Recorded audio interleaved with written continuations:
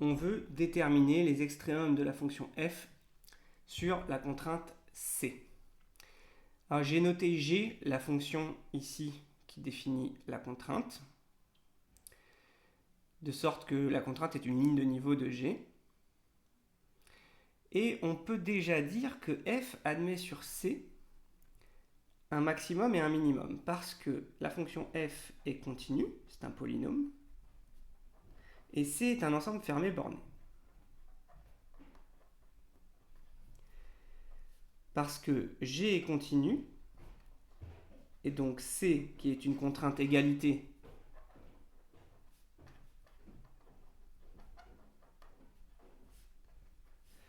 est un ensemble fermé,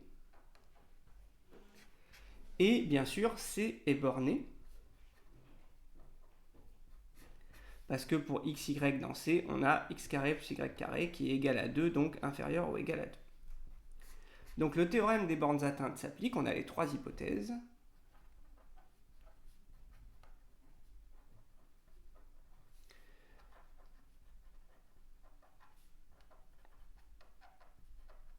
On sait que f admet un maximum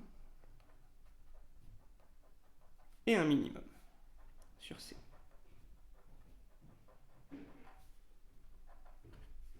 Voilà. Alors, maintenant pour les trouver, on va chercher les points critiques de f sous la contrainte C. Parce que d'après le cours, on sait que ce maximum et ce minimum sont atteints en des points critiques sous la contrainte. Attention, un point critique sous la contrainte, c'est un seul mot. Critique sous la contrainte. Ça ne veut pas dire un point critique, c'est autre chose, c'est un point critique sous la contrainte, qui va se trouver en résolvant le système qui traduit la collinéarité des gradients. Alors, on va dire que f et g sont de classe C1. Bien sûr, c'est des polynômes. Et on regarde leur gradient. Le gradient de f en un point xy, c'est 2y, 2x. Le gradient de g en un point xy, c'est 2x, 2y. Et je vais résoudre, donc, gradient de f en xy égale lambda gradient de g. Là, je vais avoir deux équations. Et xy appartient à c. Voilà ma troisième équation. J'obtiens donc 2y égale lambda fois 2x, 2x égale lambda fois 2y, et x carré plus y carré égale 2. Alors, je peux tout de suite diviser par 2, donc j'ai y égale lambda x. Peut-être ici, je vais remplacer le y par lambda x du coup. Alors, je divise par 2 les lignes 1 et 2. J'obtiens juste y égale lambda x. Et je substitue y ici. Donc, j'ai x égale lambda fois x. Donc, x égale lambda carré x. Et x carré plus y carré égale 2. Et je vais me focaliser sur l'équation 2 parce qu'elle va me donner des informations sur x ou sur lambda. Alors 2 me donne que x fois 1 moins lambda carré égale à 0. C'est dès que je vois une équation qui me donne AB égale à 0, je fonce dessus.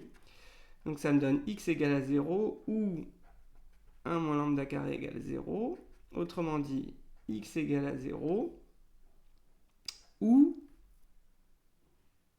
lambda égale 1 ou lambda égale à moins 1.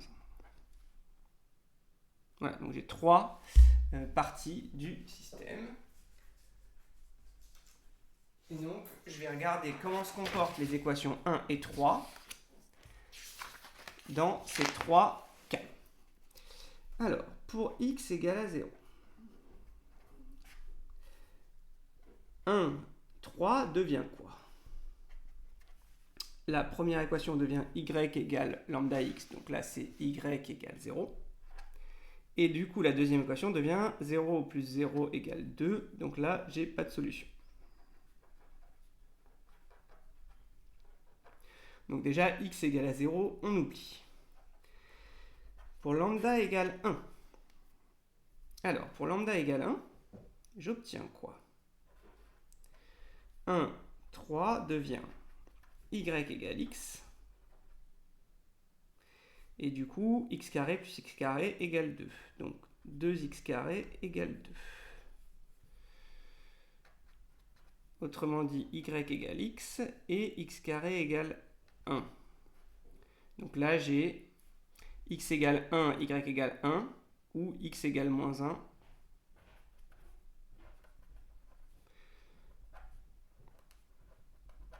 Ok. Donc là, j'obtiens les points critiques sous la contrainte, x égale 1, y égale 1, et x égale moins 1, y égale moins 1.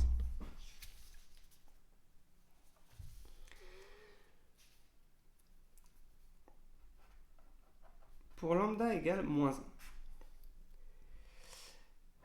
que devient le système 1,3? Système 1,3 devient donc y égale lambda x, donc cette fois-ci moins x, et toujours x carré plus x carré égale 2, du coup toujours x carré égale 1 en fait. Donc je vais avoir x égale 1, y égale à moins 1 cette fois, puisque y égale à moins x, et x égale moins 1 et y égale moins 1, c'est-à-dire 1. Donc là j'ai 4 points critiques sous la contrainte. 1, 2, 3, 4. Maintenant, j'ai plus qu'à comparer f en chacun de ces points critiques sous la contrainte. Donc, f, c'est 2xy. Donc, si je regarde f de 1, 1, ça fait 2 fois 1 fois 1, ça fait 2. Et j'ai l'impression que f de moins 1, ça fait la même chose. Si je regarde f de 1, moins 1, j'obtiens 2 fois 1 fois 1, ça fait moins 2, et ça fait f de moins 1, 1. Voilà, donc le maximum c'est 2 et le minimum c'est moins 2. Bilan. Le maximum de f sur c vaut 2 et il est atteint en 2 points. 1, 1 et moins 1, moins 1. Et le minimum